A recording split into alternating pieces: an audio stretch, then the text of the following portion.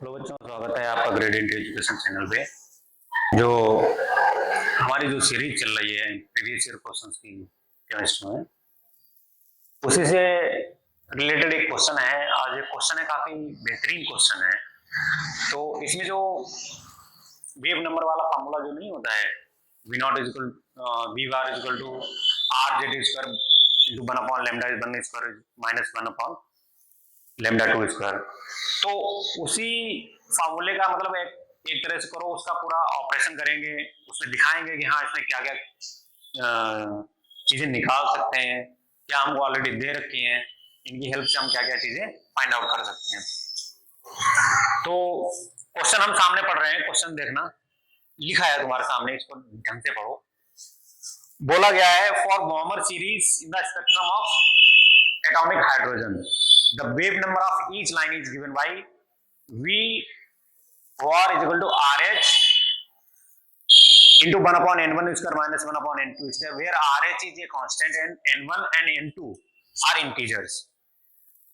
Which of the following statement is or correct? चार statement दे रखे हैं। पहला स्टेटमेंट है as wavelength decreases the lines in the series converge. Okay. The second statement is saying the integer n1 is equal to 2. तीसरा statement जो है the ionization energy of hydrogen can be calculated from the wave numbers of these lines. Okay. And the last statement is saying the line of longest wavelength correspond to n2 is equal to 3. कहने का मतलब है wave number का formula तुम्हें दे रखा है,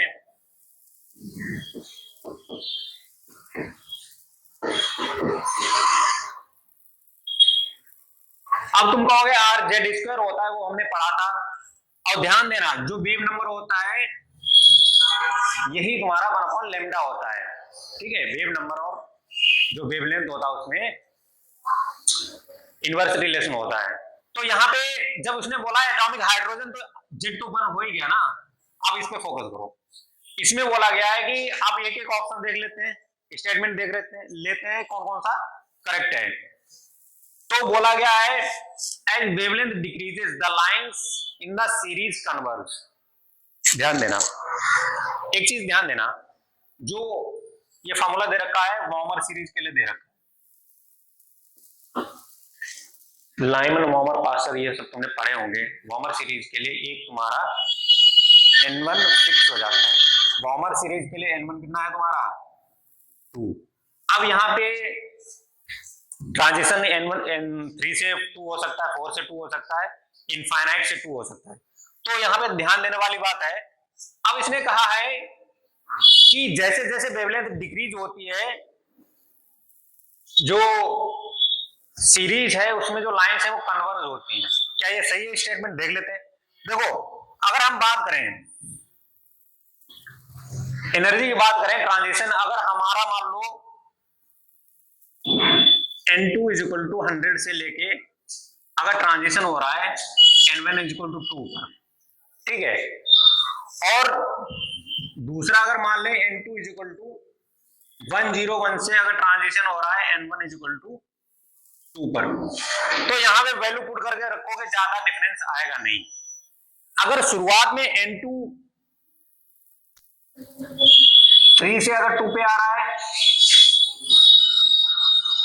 और n2 is equal to 4 से, देखो ये चीज फिक्स है क्योंकि वॉर्मर सीरीज है, ठीक है।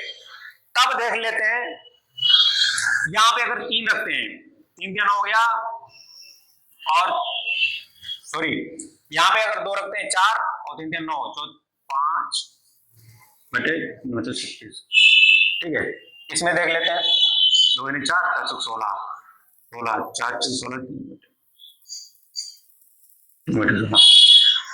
यहां पे अगर इसको लैम्डा को अगर उल्टा कर दें, मतलब जो एनर्जी है वो यहां पे दिखाई दे, ठीक है। तो यहां पे देखें लगभग 1/7 के आसपास आ रहा है, ठीक है। और इस वाले में बात करें तो ये अराउंड 1/5 के अराउंड आ रहा है। तो इसमें डिफरेंस तो ज्यादा आ ही रहा है। अगर हम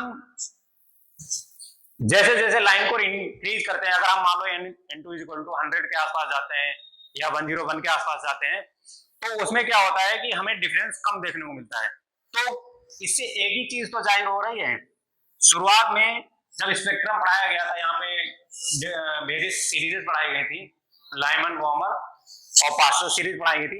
बीच में शुरुआत में गैपिंग ज्यादा थी और बाद में क्या होती है, गैपिंग कम होती चली जा रही है। इसका मतलब क्या है, लाइन कन्वर्ज हो रही है। ठीक है, तो यहां पे पहला ऑप्शन हमें करेक्ट लग रहा है। फिर है the integer n1 is equal to 2। Second वाला स्टेटमेंट देखते हैं। अगर वॉर्मर सीरीज है तो ये तो फिक्स हो गया ना, ये तो तुम्हारा फिक्स हो गया, तो ये तो अपने आप से करेक्ट हो गया।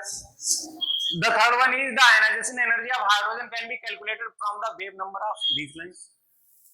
देखो जो लाइनें दे रखी हैं उसके बेसिस पे क्या आयनाइजेशन एनर्जी निकाल सकते हैं। आयनाइजेशन एनर्जी क्या होती है, हमें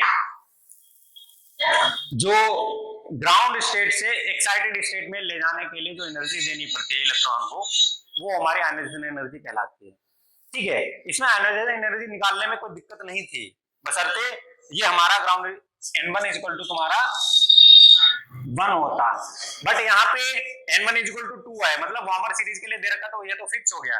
तो क्या इसके लिए हम आयनाइजेशन एनर्जी निकाल सकते हैं? नहीं निकाल सकते हैं, क्योंकि ये पॉसिबल ही नहीं है n1 को हम 2 के अलावा और कुछ रख लें। तो तीसरा स्टेटमेंट तो करेक्ट है नहीं। चौथा वाला देखते हैं, line of longest wavelength correspond to n2 equal to 3। कहने मतलब n1 तुम्हारा 2 फिक्स है वार्मर सीरीज के लिए, और इन्होंने बोला n2 इक्वल टू 3 के लिए लॉन्गेस्ट वेवलेंथ होगी। अब यहां पे ध्यान देना,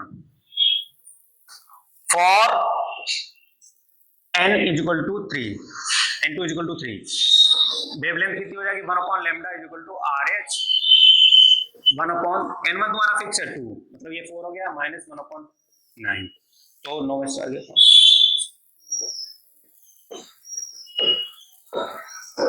लेमडा कितना हो गया, 36/। ठीक है, ये तुम्हारा n1 इक्वल टू 2 से n2 इक्वल टू 3 तक है। अगर हम इनफाइनाइट के लिए देखें, पहले हम तुम्हें दिखा देते हैं न्यूमेरिकली, फिर बाद में हम बता देंगे कि हाँ ऐसा क्यों होता है।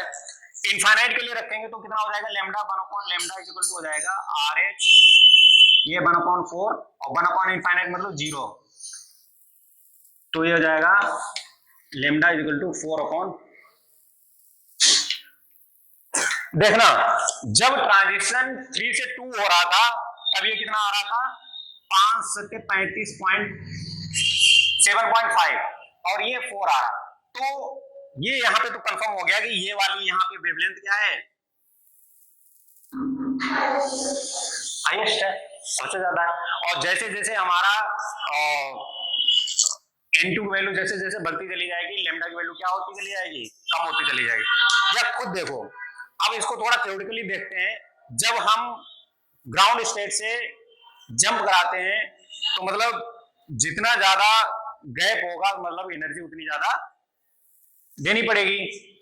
तो यहाँ पे क्या है, एनर्जी, और तुम्हें पता है एनर्जी और लेमडा वेवलेंथ में इनवर्स रिलेशन होता है। कहने मतलब वेवलेंथ जितनी ज्यादा होगी एनर्जी उतनी कम होगी। तो यहाँ पे पता है कि जब वार्मर सीरीज की बात हो रही है तो n1 इक्वल टू 2 से n2 इक्वल टू इनफाइनाइट तक जाएगी, तो एनर्जी क्या होगी, मैक्सिमम। एनर्जी मैक्सिमम होगी तो वेवलेंथ सबसे कम होगी। तो यही तो बोला गया, इसमें लॉन्गेस्ट वेवलेंथ की बात करी गई। लॉन्गेस्ट वेवलेंथ कब होगी, जब एनर्जी मिनिमम होगी।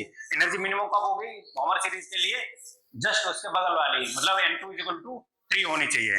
तो ये ऑप्शन भी तुम्हारा, ये स्टेटमेंट भी सही हो गया। तो कहने का मतलब है इसमें केवल जो आयनाइजेशन एनर्जी वाला है वही स्टेटमेंट मैच नहीं हो रहा है, बाद बाकी 1, 2 और 4। ठीक, सी वाला ऑप्शन सही है।